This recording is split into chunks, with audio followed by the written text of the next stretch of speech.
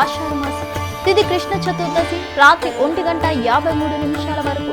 తదుపరి అమావాస్య నక్షత్రం పునర్వసు ఉదయం 10:09 వరకు. తదుపరి పుష్యం రాహుకాలం మధ్యాహ్నం 3:31 నుండి సాయంత్రం 5:05 వరకు.